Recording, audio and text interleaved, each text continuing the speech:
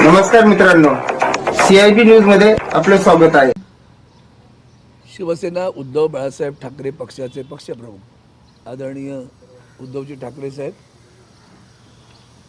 सन्माननीय युवासेना प्रमुख आदित्यजी ठाकरे, हे संपूर्ण ठाकरे परिवार म्हणून आपण आणि आमचे शिवसेनेचे ज्येष्ठ नेते या सगळ्यांनी एकमुखानं माझं नाव साहेबांकडे शिफारस केली आणि आदरणीय उद्धवजींनी त्याला मान्यता देऊन आज दक्षिण मुंबईमधून पुन्हा एकदा तिसऱ्यांदा मला उमेदवारी देण्यात आली. त्याबद्दल मी अतिशय कृतज्ञपणे त्यांचे आभार मानतो, कृतज्ञ आहे त्या संदर्भाबद्दल. आता चॅलेंजवर हा विषय कसा आहे मला सांगता येणार नाही, पण निवडणुकीमध्ये आपण अगदीच गाफील राहून जमत नाही. त्यामुळे लढाई असते, त्यामुळे मी कुणाला कमी लेखणार नाही. आपली निवडणूक लढायची, तशीच लढायची, नुसती लढायची नाही तर जिंकायची आहे. आणि विद्यमान राजकीय परिस्थिती पाहिल्यानंतर मला वाटत नाही शंका की ती आमच्या 17 की 18 जे काही उमेदवार जाहीर झालेले आहेत ती उमेदवारांची यादी नाही, ती उद्याच्या विजयी उमेदवारांची यादी असं माझं मत आहे. सर, 17 जागांचे उमेदवार घोषित करण्यात आले, त्यामध्ये सांगलीचं सुद्धा उमेदवार तुम्ही घोषित केलं. सांगलीच्या जागेवरची ज्या काही चर्चा होत्या, काँग्रेसकडून आग्रही मागणी होती. नाही, मला असं वाटतं की आदरणीय सर्व नेते एकत्र बसले. माननीय संजय राऊत साहेबांनी याच्यावर आता प्रतिक्रिया पण दिलेली आहे की आपण जाणता की कित्येक वर्ष कोल्हापूरमध्ये शिवसेनेचे आमदार खासदार निवडून येत आहेत. गेल्याही वेळेला दोन्ही खासदार शिवसेनेचे होते आणि मग अशा वेळेला ती जागा आम्ही काँग्रेसकडे सोडली, कारण माननीय शाहू महाराज, छत्रपती शाहू महाराज निवडणूक रिंगणात आलेत आणि त्या रिंगणामध्ये ते स्वतः काँग्रेस पक्षाकडनं उभे राहणार आहेत. त्यामुळे एक जागा आम्ही सोडली. मग त्याच्यामध्ये आम्हाला पश्चिम महाराष्ट्रात एकही जागा नव्हती, मग आम्हाला सांगलीची जागा आम्ही घेतली आणि ते सामंजस्याने झाले. कुणीतरी बाहेर काहूर माजवते तसं काही घडलेलं नाही. आपण सांगलीच्या त्या जागेमध्ये काँग्रेसकडून स्थानिक पातळीवरती मदत होईल अशी तुम्हाला अपेक्षा? नक्की होईल ना. असं आहे, सगळ्यांचा सामंजस्याचा विचार आहे, क्रियेला प्रतिक्रिया असते. मग ते नेमकं आपल्या शत्रूचं साधेल असं कुणीच वागणार नाही आमच्याकडे. क्षणभर प्रतिक्रिया येणार ना, नैसर्गिक आहेत त्या. कोणी असू दे, माणूस आहे, त्यामुळे प्रतिक्रिया येणार. त्या आल्या तरी सगळ्यांना कळतं की आपलं उद्दिष्ट काय आहे. उद्दिष्ट आहे देशाचं संविधान वाचवणं, उद्दिष्ट आहे लोकशाही वाचवणं, उद्दिष्ट आहे भारतीय जनता पक्षाचा या ठिकाणी असलेलं सरकार उलथवून टाकणं, की ज्यांनी संविधानाला पायदळीत उडवण्याचं काम सातत्याने करतायत आणि संबंध देशामध्ये एक घृणेचं, तिरस्काराचं वातावरण ते निर्माण करतायत. त्यामुळे त्याला पराभूत करणं हे सगळ्यांचं उद्दिष्ट असणार आहे. तेव्हा ते तुमच्या विरोधात उमेदवार जाहीर महायुतीने केलेला नाही आहे. मनसेला सोबत घेण्याचा विचार आहे, त्यामध्ये 2-3 नावं चर्चेत आहे. राहुल नार्वेकरांचं सुद्धा नाव चर्चेत होतं, मात्र आता त्यांचं नाव थोडंसं थंडावलेलं आहे. मध्ये मनसेसोबतची युतीची इतका विचार करावा नार्वेकरांच्या नावाची चर्चा मी आहे. त्यावर बोलणं बरं नाही. जितकं तुम्हाला वाटतं, यातच समाजाला काय वाटतं त्याचं प्रतीक आहे तुमच्या प्रश्नातच, की इतकी हतबलता आहे. आणि ज्यांनी लवाद म्हणून जे महाराष्ट्रावर प्रचंड मोठा घोर अन्याय केला, त्या माणसाचं नाव जेव्हा येतं तेव्हा महाराष्ट्राला वडिलांचं नाव ज्याला स्वतःला आठवत नाही, म्हणजे आमच्यासाठी शिवसेना आईबाप आहे, आई आहे. त्या शिवसेनेने तुम्हाला जन्म दिला, तो तुम्ही सांगता की माननीय सर्वोच्च न्यायालयाच्या निर्णयाच्या वर हे स्वतःचा वेगळा निर्णय देतात. त्यातच लोक समजून गेले की किती भ्रष्ट विचारांची माणसं आहेत. त्यामुळे त्यांच्याबद्दलची प्रतिभा काय आहे ही मी सांगण्याची गरज नाही, ती जनमानसामध्ये आहे. दुसरा एक महत्त्वाचा प्रश्न, वंचित बहुजन आघाडी महाविकास आघाडीचा भाग असणार का? कारण प्रकाश आंबेडकर आपली भूमिका जाहीर करणार आहेत, मात्र ज्या जागांची त्यांना ऑफर देण्यात आलेली आहे त्यावरती अजून स्पष्ट आकडा झालेला नाही आहे. कधी 4 बोललं जाते, 5 बोललं जातं, तर 17 जागा मी याबाबतीत कोणतेही भाष्य करू इच्छित नाही, कारण मी त्या कमिटीमध्ये नाही आहे. आमच्या शिवसेनेच्या वतीनं माननीय संजय राऊत साहेब आहेत आणि 3ही पक्षाचे धुरीण आदरणीय उद्धवजी असतील, आदरणीय शरद पवार साहेब असतील, आदरणीय बाळासाहेब थोरात किंवा राहुल गांधीजी असतील, या सगळ्या आदरणीय व्यक्ती त्याच्यात एकत्र सामंजस्य निर्णय घेतील. राहिला प्रश्न, मला फक्त व्यक्तिशः प्रकाश आंबेडकरांबद्दल फार मोठा आदर आहे, कारण त्यांची विद्वत्ता हा मोठा विषय आहे. पण ती जी प्रज्ञा आहे ती राजकारणात दिसत नाही, असं सातत्याने मला तो समतोल दिसत नाही असं मला सातत्यानं जाणवतं. की आज आपण जर या देशाला परमपूज्य भारतरत्न डॉक्टर बाबासाहेब आंबेडकरांनी दिलेल्या संविधानाचं संरक्षण करायचं असेल तर कधीतरी एखादं पाऊल मागे गेलं तरी हरकत नाही, पण ते पहिलं करीन आणि बाकी नंतर पाहिजे, असा एक दृष्टिकोन असायला हवा. तो दिसत नाही याचं मला दुःख आहे. प्रकाश शेंडगेंशी त्यांनी आता युती केलेली आहे. प्रकाश आंबेडकरांनी त्यांचं म्हणणं आहे की जैन असतील, मुस्लिम असतील, गरीब उमेदवारांना आम्ही उमेदवारी देऊ. त्यामुळे एक प्रकारे आघाडीमधनं वंचित बहुजन आघाडी कायमची दूर जाते. मुळात एक सांगू का, मुळात आघाडी जी झाली होती ती फक्त शिवसेना, भारतीय जनता पार्टी, शिवसेना, काँग्रेस आणि राष्ट्रवादी काँग्रेस अशी आघाडी, ती युती आहे त्यांची. त्या युतीमध्ये आम्ही नाही आहोत. आघाडीमध्ये 3 होते. आम्हाला आणखीन काही लोक मिळालेली आहेत. त्याच्यामध्ये समाजवादी पक्ष आहे, त्याच्यात कम्युनिस्ट पक्ष आहे, ही सगळी मंडळी आहेत ना सोबत. त्याच्यामध्ये मग वंचित असावी असं वाटलं आणि वंचितने सहकार्य केलं. आदरणीय उद्धवजींनी पुढाकार घेऊन त्यांच्या कार्यालयात जाऊन पत्रकार परिषद घेतली होती. हे आपण लक्षात घेतलं पाहिजे. आणि म्हणून आम्ही सुद्धा त्यावेळेला अहंकार न दाखवता तुमच्या कार्यात गेलो. पण मग इथंच सामंजस्याची भूमिका असायला पाहिजे असं मला वाटतं. त्यावर अधिक भाष्य करण्याची गरज आहे. प्रकाश आंबेडकर यांनी मनोज जरांगे पाटील यांची भेट घेतलेली आहे आणि मनोज जरांगे पाटील यांना आम्ही महाविकास आघाडीसोबत घेतोय अशी घोषणा त्यांनी केली. तुमची भूमिका याबद्दल काय? मला वाटतं पुन्हा सांगतो, माननीय जरांगेजी यांचं काही राजकीय पक्ष नाही आहे. त्यांनी एक सामाजिक भूमिका घेतलेली आहे आणि त्या सामाजिक भूमिकेला तमाम मराठा समाज पाठिंबा देतो. तो मराठा समाज कदाचित अनेक पक्षात असेल पण त्या मागणीसाठी त्यांच्यासोबत आहे. आणि म्हणून त्यावर राजकीय भाष्य त्यांचं असेल तर मला माहिती नाही, पण आम्ही कोणतेही राजकीय भाष्य करत नाही. राहिला प्रश्न त्या विषयावर, मी एकमेव खासदार असं असेल किंवा माननीय सुप्रिया सुळे जे आहेत त्यासोबत माझ्यासोबत या सगळ्या विषयावर सातत्यानं लोकसभेत बोलणारा कोण असेल तर तो अरविंद सावंत, एवढं लक्षात ठेवा.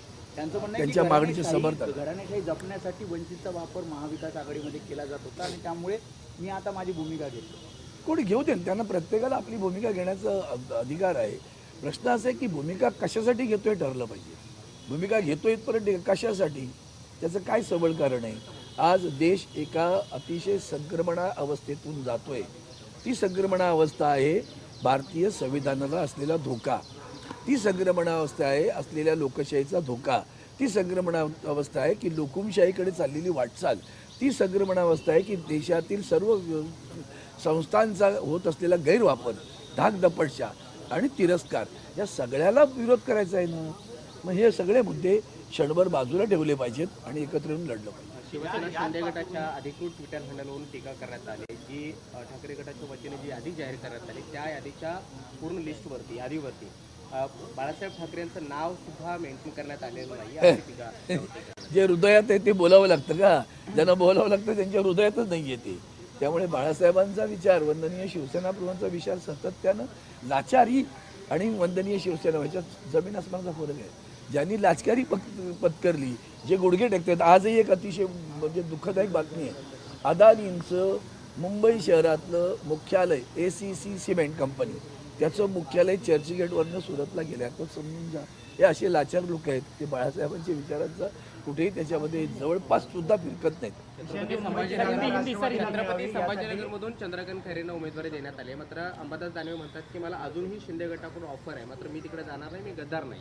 मग बस आणखीन माझ्याकडनं उत्तर काय पाहिजे? इतकं चांगलं उत्तर दिलं आहे. प्रकाश आंबेडकर उमेदवारी जाहीर करतायत. भंडारा, बुलढाणा, चंद्रपूर या सगळ्या लोकसभा मतदारसंघातील उमेदवारी ते जाहीर करतात. म्हणजे एक प्रकारे ते दूर गेलेत महाविकास आघाडीतून. मला वाटतं त्यांनी स्वतःच त्या दिवशी सांगितलं होतं की मी काँग्रेसच्या 7 जागांना पाठिंबा देईन.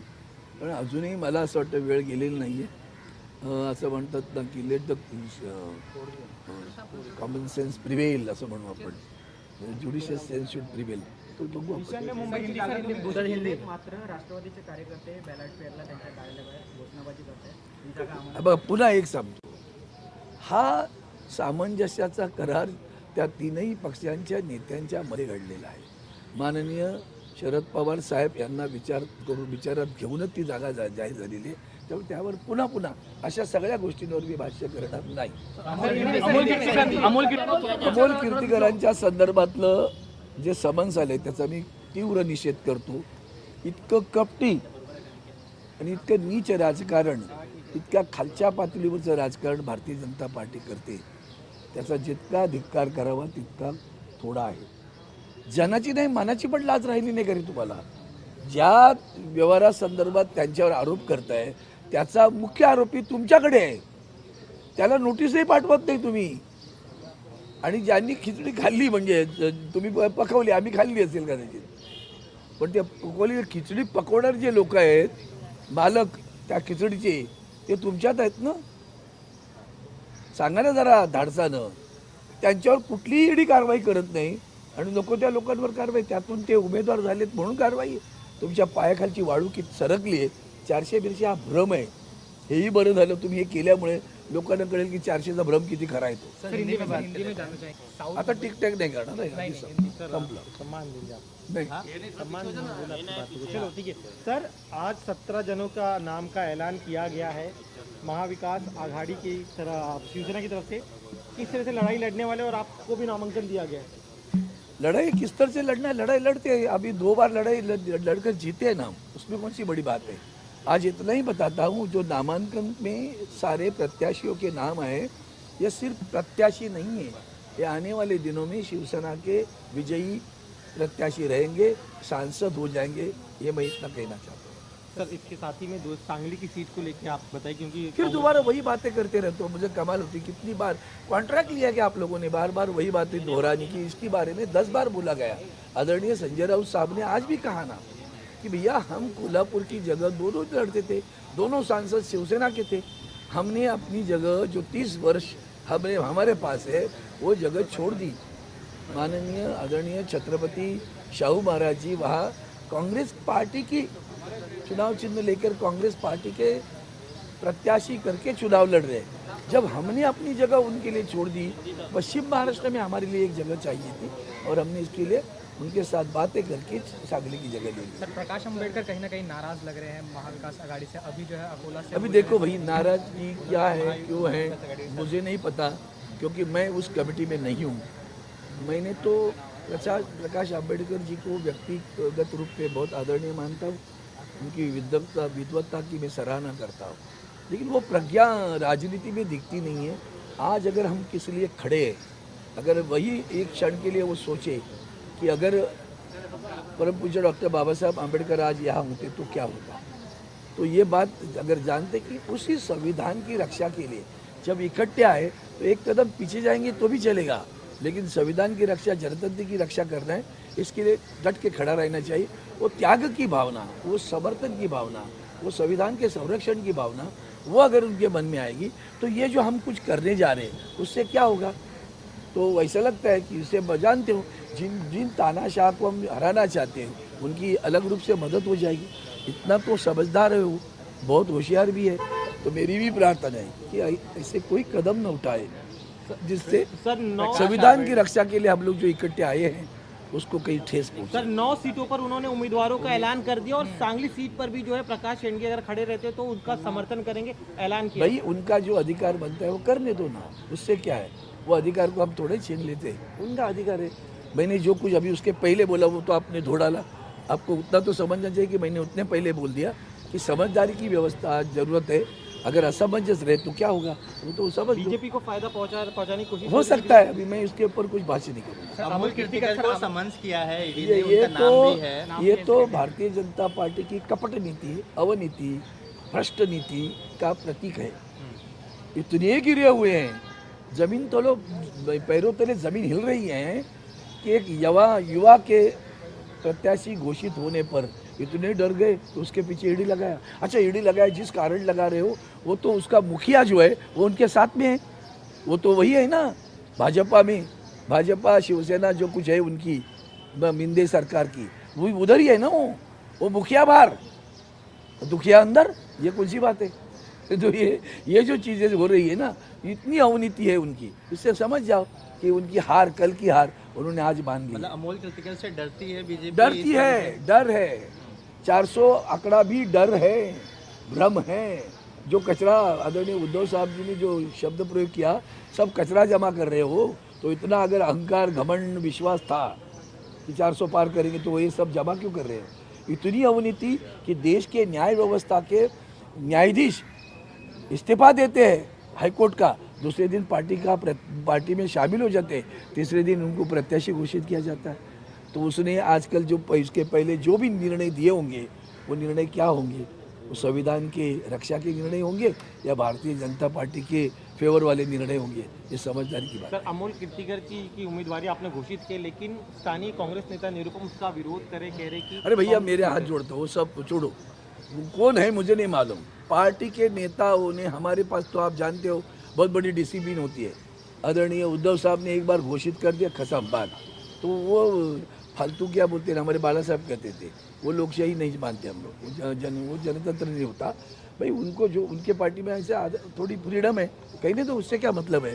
कल पार्टी के सारे नेतागण इकट्ठा के बोल दिए, जुटेगा भारत जीतेगा इंडिया। जय हिंद।